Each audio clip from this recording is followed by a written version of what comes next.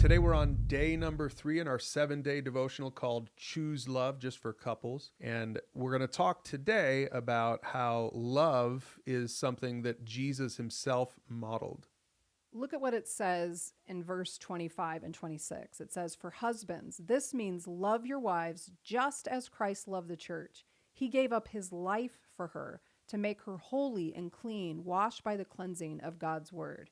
So what we see here is this picture of love, of how Jesus has loved us, that he gave up his life for us, that's how we are supposed to love one another in marriage.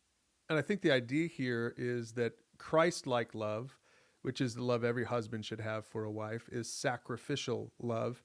So I encourage you as couples to think about, maybe even make a list of the times that you have had to sacrifice for the other person or maybe for your kids. In fact, maybe it would be helpful to talk amongst yourselves, which one is better at this? Which one is better at sacrificing? And then my challenge, husbands, is to you that you're supposed to be better at it. And Tracy, I guess I'm the first to admit, I think you're better at this than I am. And so this passage for me is kind of humbling and convicting, because Christ is the groom and the church is the bride. Verse 28 says, "In the same way, husbands ought to love their wives as they love their own bodies." So there's this idea that if we are loving in a selfless, sacrificial way for our spouse, that is the real definition of love. And let me just tell you guys that as you love in a selfless and sacrificial way, your spouse is going to want to return that kind of love, because it'll get really quickly will come into focus that one of you is giving and trying to serve the other, and the other one's just being the taker.